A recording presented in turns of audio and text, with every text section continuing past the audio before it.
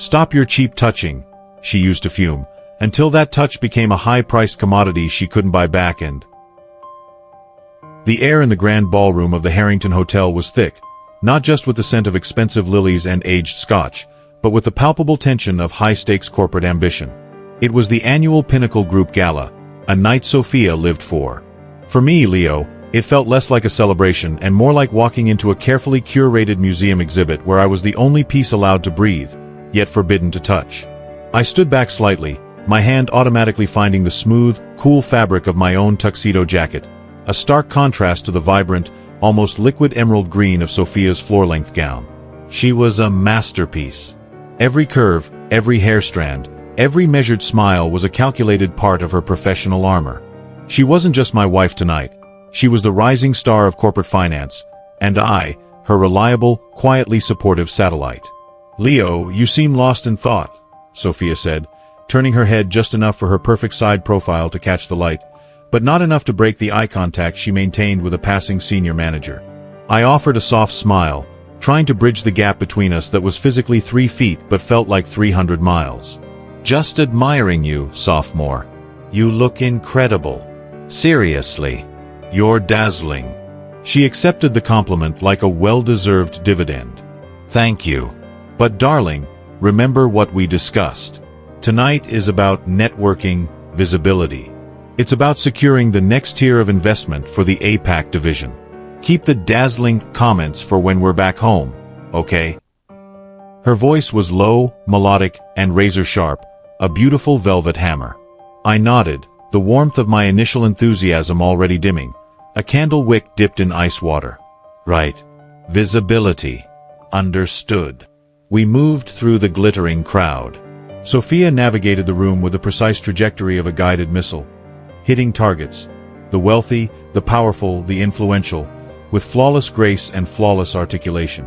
I trailed her, occasionally nodding, sometimes offering a polite, minimal remark about the weather or the market, always careful not to overshadow her, always mindful of the unspoken boundaries she maintained.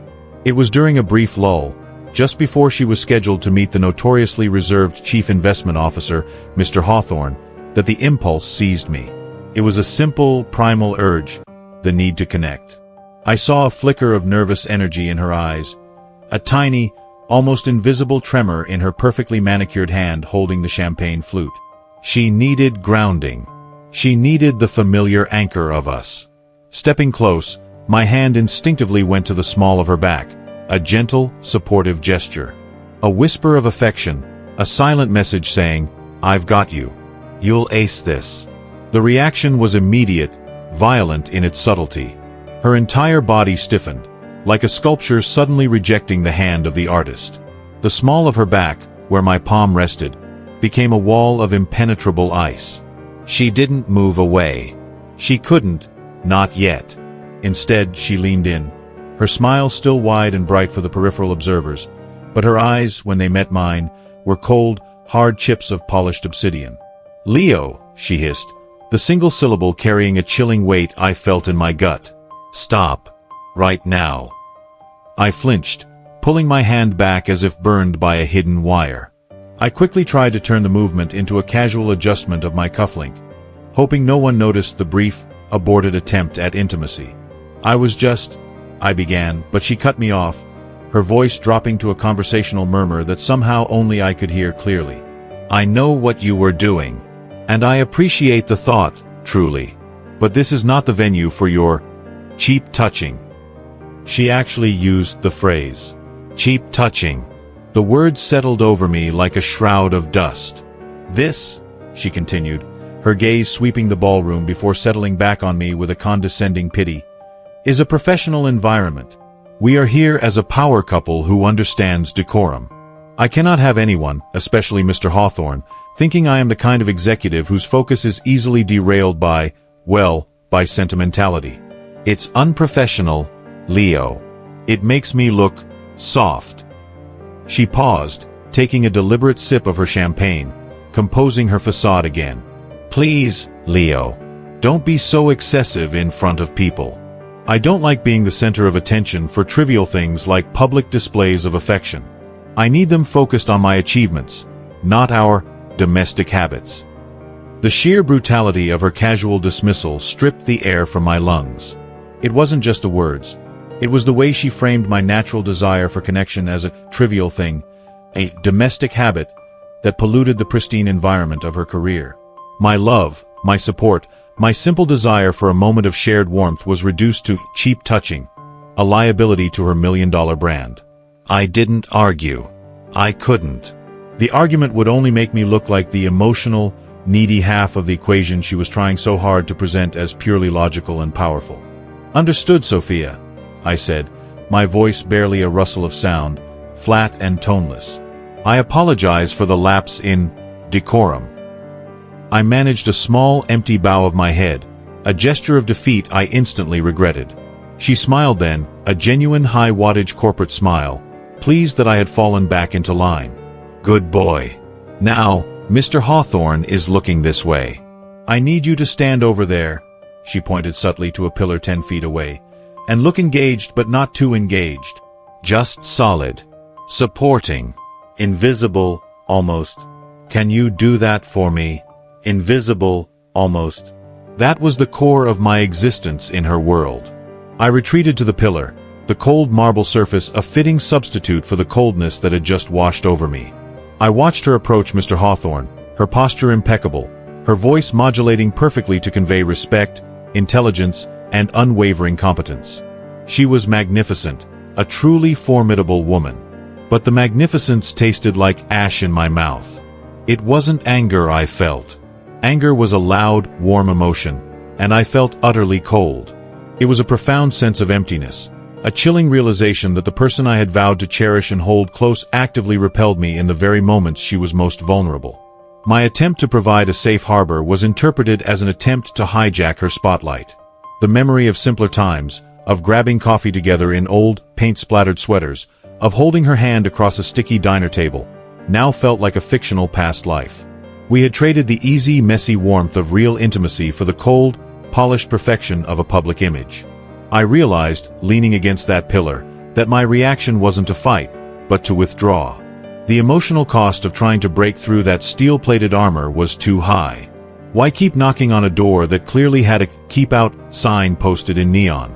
If my affection was cheap, then I would stop offering it at all. Sophia wanted space, formality, and distance in public. I would give her distance in private too. I would become the solid, silent, invisible pillar she needed, until the roles we played hardened into the only reality we had left. The feeling was that of shrinking, becoming smaller within my own skin. I was no longer an equal partner, but a well-dressed accessory. And in that moment of profound realization, I decided I would no longer risk that searing rejection. I would stop reaching out. The seeds of separation were sown, not in fury, but in this quiet, overwhelming feeling of being unwanted, of having my love devalued into a commodity she couldn't afford to be seen touching. She had created the distance she desired, and I was about to make it real.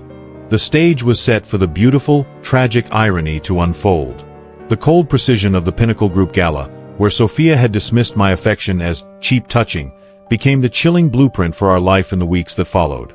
The emotional distance she had so fiercely guarded in public had, by my silent compliance, seeped into the very foundation of our home. I kept my promise to remain invisible, almost. I stopped reaching across the dinner table. I stopped the casual, morning caress. The spontaneous warmth that defined me as Leo was carefully banked, reduced to embers to avoid the possibility of another scorch mark on Sophia's polished facade. Our apartment, once a sanctuary filled with the soft noise of shared living, had transformed into a showroom, a silent testament to Sophia's success and my profound emotional withdrawal. She seemed initially pleased. The tension of managing my unpredictable warmth was gone. Her focus on work became absolute, a high-speed train on a track of promotion and acclaim. She had her space. I had my silence. The atmosphere shifted dramatically, however, during the annual charity auction hosted by Sophia's alma mater. This was a less corporate, more philanthropic event, but still a place where her image mattered. It was here that Santi, her energetic and genuinely free-spirited friend from university, came into sharp focus, acting as the unexpected catalyst. Santi was the antithesis of the rarefied air Sophia breathed. While Sophia was all sculpted marble, Santi was a rushing river, unpredictable, loud, and full of life.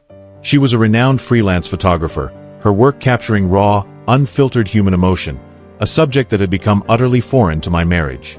Santi bounded over to us near the silent bidding tables, her laughter echoing a little too loudly for Sophia's liking, causing my wife to subtly stiffen beside me. "Sophia, you actually came. I thought you'd be too busy conquering the world this month," Santi exclaimed, pulling Sophia into a quick, hearty hug that Sophia endured rather than returned. "Santi, darling, good to see you. Though I wish you'd modulate your voice. We are indoors," Sophia said, the slight tightening around her eyes the only sign of her annoyance. Santi merely waved her hand dismissively, her attention shifting entirely to me. "And Leo, you look far too serious, man. Come on, give me a smile that actually reaches your eyes. What have you two been up to?" It had been weeks since anyone, let alone Sophia, had asked me a question with such genuine, unadulterated curiosity. It was a simple question, yet it felt like a spotlight had been turned on my dark corner. "Oh, you know," I replied, feeling a genuine, rusty smile finally stretch my lips. "The usual. Work, trying to keep up with Sophia's astronomical career trajectory, and trying to remember what a non-staged laugh sounds like." Santi burst into immediate, warm laughter, the sound utterly devoid of judgment. "Tell me about it. You know how she is. All business, all the time. But seriously, it's good to see you both out. I was telling my editor about a landscape project I'm working on in Montana. Absolutely incredible light. You'd love the wide open space, Leo." We talked for 10 minutes. 10 minutes where the conversation wasn't measured, wasn't strategic, and didn't circle back to Sophia's quarterly goals. It was about photography, travel, the feeling of cold mountain air, simple, connective humanity. Sophia stood beside us, silent, arms crossed beneath her chest, her expression slowly congealing into one of proprietary displeasure. The moment came as Santi was leaving, rushing off to check on her own bid. "All right, I've got to run before someone snags that vintage lens. It was brilliant catching up with you, Leo. Don't let her turn you into a statue, okay?" Santi winked, reaching out her hand. I responded instinctively. I didn't just shake her hand. I met her energy. My grasp was firm, warm, and without a second thought, I drew her into a quick, friendly parting hug. It was a natural, human gesture, a brief, vibrant exchange of kinship. A small, simple act of warmth. When I pulled away, Santi gave my shoulder a warm, final pat, a gesture that sealed the genuine connection we'd shared, before she disappeared into the crowd. I turned back to Sophia, and the shift in the atmosphere was immediate and sickening. Her face, usually so perfectly controlled, was a mask of cold fury. The professional smile was utterly extinguished. Her jaw was rigid, and her eyes were not looking at me. They were laser-focused on the spot where Santi had touched my shoulder. It wasn't the green fire of romantic jealousy. It was the white-hot rage of injured pride. It was the look of a monarch watching a loyal subject pledge allegiance to a neighboring kingdom. I had given away that cheap touching, that free, easily accessible warmth, to someone else in her presence, and she hadn't sanctioned it. It was the loss of control over my attention, over the emotional commodity she had deliberately devalued. We drove home in a silence that was a heavy, suffocating blanket. The luxury sedan, usually her sanctuary, felt like a pressure cooker. The moment we pulled into the underground garage, the lid blew off. "You have got to be kidding me, Leo," she exploded, her voice tight with suppressed volume, furious that she still had to maintain some modicum of composure even in the privacy of the car. That display. That completely unnecessary, juvenile hug. What was that supposed to achieve? I turned off the engine. The resulting silence of the massive concrete garage amplified the quiet click of the parking brake. I felt a strange calm wash over me. The emotional fire had been replaced by cool, hard clarity. "A simple, genuine goodbye, Sophia," I answered, my voice steady, devoid of the defensiveness she expected. Simple? Genuine? In front of my peers? Who knows who saw that? It makes you look childish, and by extension, It makes me look like I married an emotionally needy child." She spat out, her hands gripping the door handle until her knuckles were white. "You were hugging her like she was an old flame. It's insulting.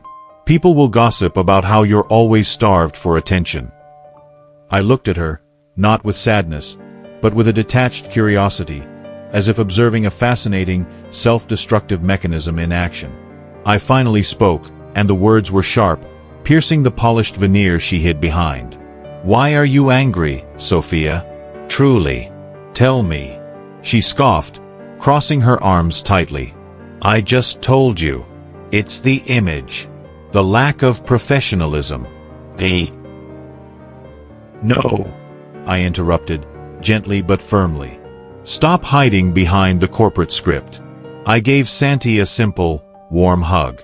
The kind of spontaneous human interaction that you've systematically trained me out of offering you in public, or even in private, these days.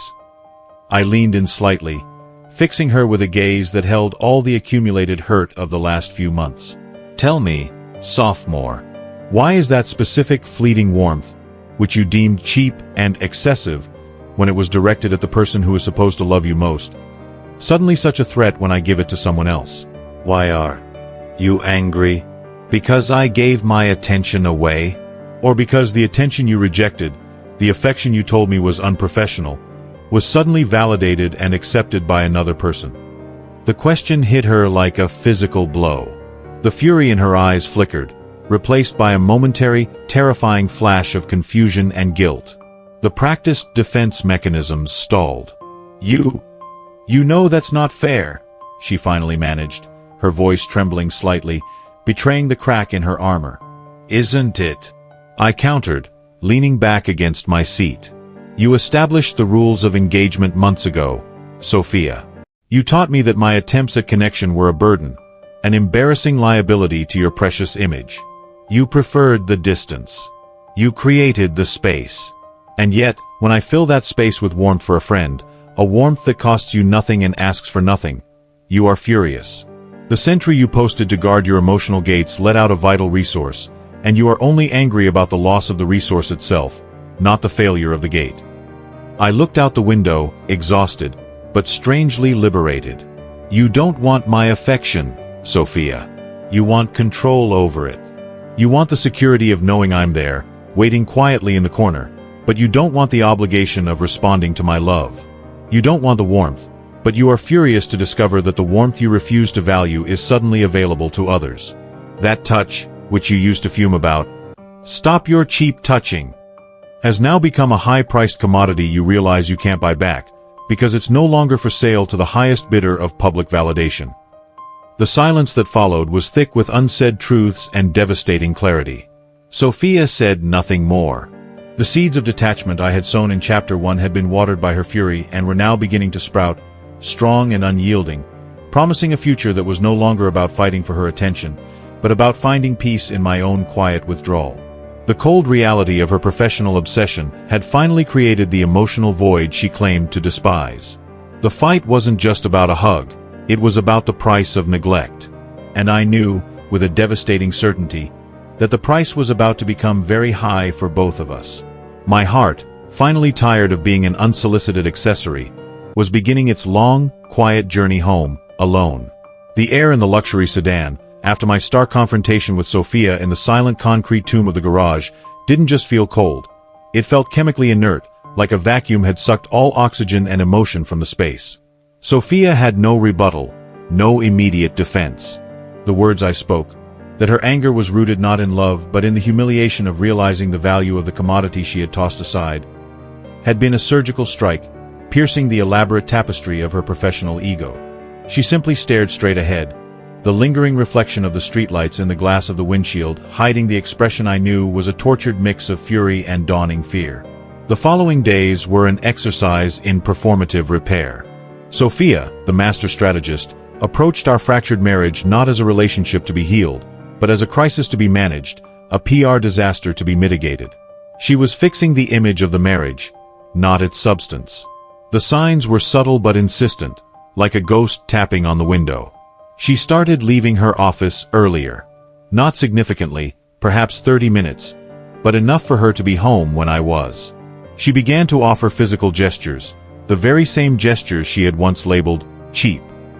When we walked through the hallway to the living room, her hand would lightly brush my arm and linger for a beat too long.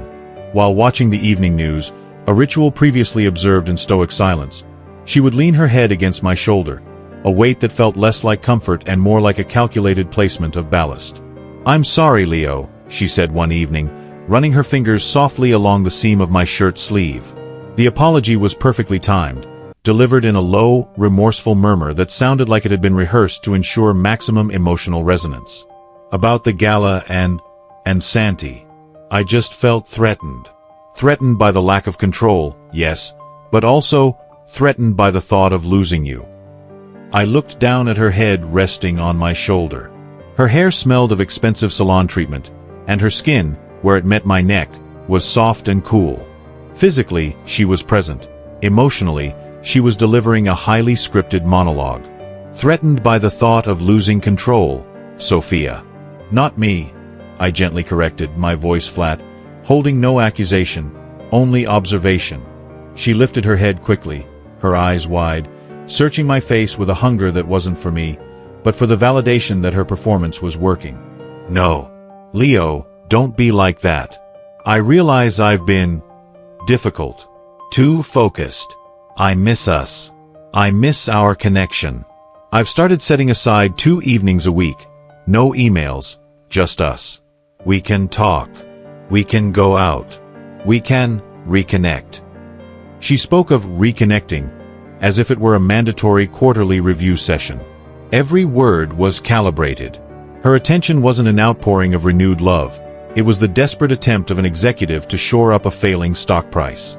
She was trying to purchase back the affection she had previously dismissed as worthless, terrified that its sudden, unmonitored transfer to another source indicated a deeper systemic failure in her primary portfolio, her life with me.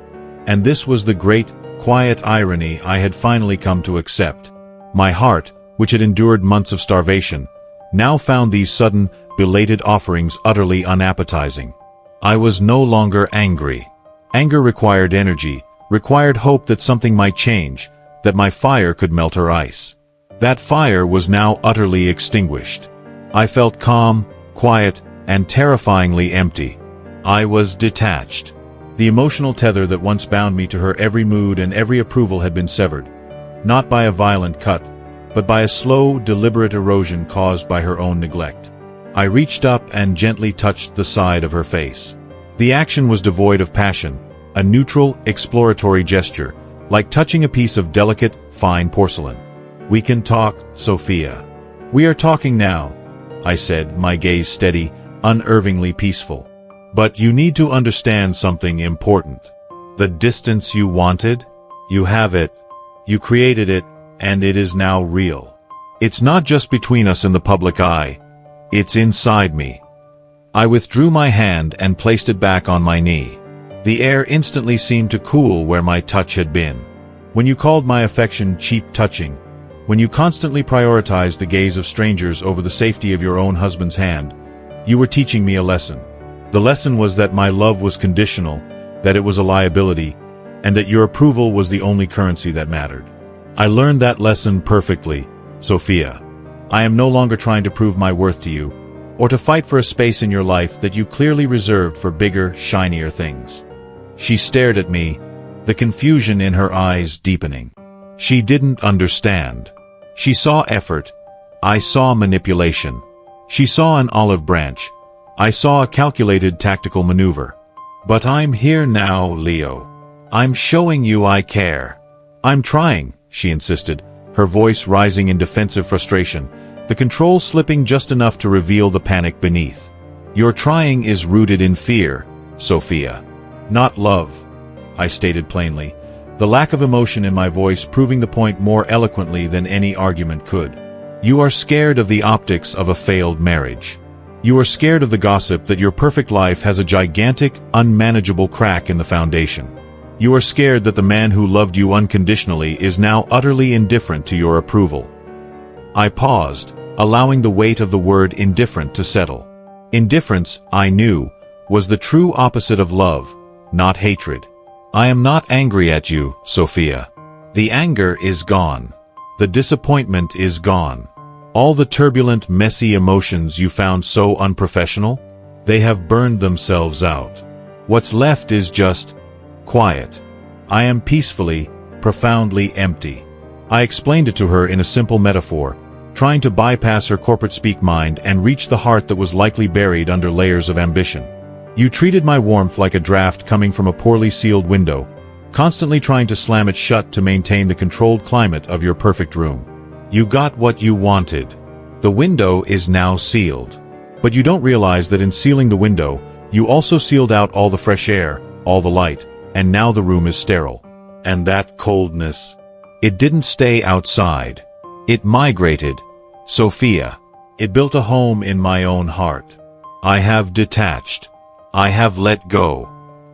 She was crying now, but even her tears felt strangely dry to me. They were tears of frustrated ego, tears mourning the loss of a certainty she had taken for granted, the certainty of my enduring devotion. They were the high-priced commodity she was trying to spend to buy back my soul, but I had already ceased to be a market participant.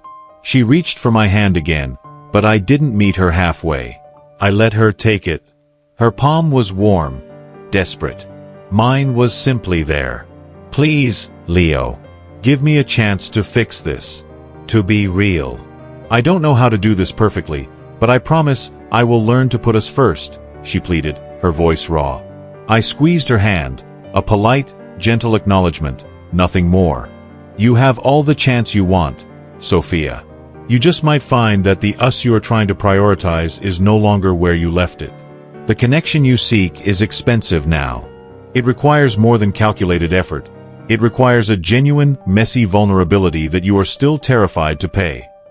She finally saw it. The terror in her eyes confirmed that she understood I was not bluffing. The wall of silence and distance she had erected for the sake of her image had finally isolated her completely. The great irony was complete. She had gained the professional ascendancy she craved, but in doing so, she had traded the only thing that truly mattered for a phantom sense of perfection. She now possessed the control she desired, yet the thing she controlled, me, the emotional life of our home, was already gone. The final, profound silence in my heart was the consequence she had earned, and it was a terrible, quiet resolution to the turmoil she had created. The stage was set, not for a continuation of the fight, but for her final, desperate, grand attempt to retrieve the warmth she had abandoned. The quiet, devastating finality of my words in the garage, the clinical declaration of my indifference, left Sophia shattered in a way no corporate defeat ever could. She knew I wasn't leaving her physically. My commitment was a bedrock. But she had seen the life drain from my eyes, and she was confronted by the terrifying truth that she had created a widower while her husband was still breathing. For the next few days, her calculated attempts to mend the rift failed spectacularly. She brought home flowers, but they were the wrong kind, too opulent, too much like a public display. She prepared a gourmet meal, meticulously following a recipe, but the act was so strained, so far removed from the relaxed, shared chaos of real cooking, that the food felt like a prop in a one-act play. Every effort was a desperate, high-priced purchase of my attention, and every purchase was rejected because the currency was wrong. She was still offering money when I needed time. She was offering professional competence when I craved human frailty. She finally understood that her brand of perfection was the very poison that had killed our connection. The man she sought to fix was not angry. He was gone, evacuated from the emotional battlefield. To bring him back, she couldn't rely on the strategic brilliance that won her boardroom battles. She had to use something terrifyingly simple: herself, unguarded and imperfect. One Thursday morning, I found the evidence of this realization on the kitchen counter. It wasn't a note left on a fridge magnet, nor was it a sleekly designed card. It was a single folded piece of thick, ivory stationery, the kind she usually reserved for formal correspondence with senators or global CEOs. The paper was slightly creased, as if she had crumpled it once before smoothing it out. I opened it slowly. The words weren't typed in a cold, precise font. They were written in her own elegant, yet visibly shaky script, a script that had always been the handwriting of Sophia, the executive, now momentarily hijacked by Sophia, the scared woman. Leo, I have seen the man I made you become in your eyes, and that man is leaving me. I created the vacuum. I took your abundance and made it cheap. I am realizing now that the applause of 1,000 strangers means absolutely nothing when the silence of the one man who truly knew me is deafening. I have confused an image of success with the substance of life. I am resigning from the executive committee for 3 months. I am taking a full, complete break. I need to be somewhere where my title means nothing, where my contacts are useless, and where my perfect facade will crack under the strain of real, messy living. I've booked a place. A cabin, miles from anywhere, without Wi-Fi, without cell service, and crucially, without any audience but you. I have already told my assistant I am unavailable. I am not running a PR campaign to fix us, Leo. I am running to the only place I can finally afford to fail. I need you to come with me. Not to forgive me, but to simply witness my dismantling. Your peace is the only thing I have left to fight for. S. The letter was a seismic shock. A 3-month resignation from her position at the absolute height of her career was unthinkable. It was a sacrifice of staggering magnitude, an acknowledgement that the price of the cheap touching she scorned was the very foundation of her professional identity. This wasn't calculated. This was an act of profound desperation and genuine surrender. I drove us there 2 days later. The cabin was nestled deep in the Blue Ridge Mountains, primitive, smelling of pine and damp earth, entirely unphotogenic. The silence was not the oppressive, strained silence of our apartment. It was the vast, cleansing silence of nature. The first week was agonizing. We spoke in short sentences, Leo's calm detachment still forming an invisible shield around him. Sophia didn't try to touch me. She understood that contact was off the table until trust was rebuilt. Instead, she performed small, messy, unpolished acts of service. She burned the toast. She struggled to chop firewood. She tried to make coffee and spilled grounds everywhere, erupting not in frustration, but in a small, shaky laugh of self-deprecation. She was clumsily, beautifully human. One evening, by the sputtering, inefficient light of a kerosene lamp, she sat across from me, her face scrubbed clean of makeup, her hair tied back carelessly, the complete antithesis of the Sophia I had married. "Leo," she began, her voice rough, stripped of its corporate modulation. "Do you remember that night at the gala? When you tried to put your hand on my back?" I nodded slowly, my gaze unwavering. I didn't pull away because I was afraid of Mr. Hawthorne's opinion. Not really. I pulled away because your touch was too real. It was too grounding.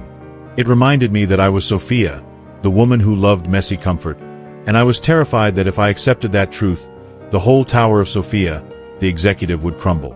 I was afraid that if I let you love me, I would lose the approval of the world. I threw away your gold because I was chasing fool's gold. A single tear traced a clean path through the slight dirt on her cheek. It wasn't a dry, dramatic tear of ego. It was a wet, heavy tear of genuine grief for her own miscalculation. That night, when you confronted me about the hug with Santi, when you said I only wanted control, not love, that hit me like a physical punch. Because it was true. I had become so addicted to external validation that I couldn't recognize the priceless, unconditional love in front of me. I made your warmth a weapon against my image, and I didn't stop until your heart went into self-preservation mode and shut down completely. She bowed her head, her shoulders shaking with silent sobs, the messy, unedited sound of true repentance. "I need you to know," she whispered into her lap, "that I have sacrificed everything for this chance. Not for us to be a perfect success story, but for me to simply learn how to be a person again. And I understand if you can't forgive the detachment I caused. I know I might have killed the best part of you forever." Her utter vulnerability, the raw, naked admission of fear and failure, finally reached me. It bypassed the detached observer in me and touched the human beneath. I saw not the controlling executive, but the terrified woman who had lost her way in the gilded halls of her own ambition. I didn't rush across the floor. I let the silence linger, honoring the gravity of her confession. Then, I spoke, my voice low and quiet. "The coldness, Sophia. It was my defense mechanism. It was my way of protecting the gold you threw away. I became detached because the pain of trying to connect was too much. But I am not an empty room.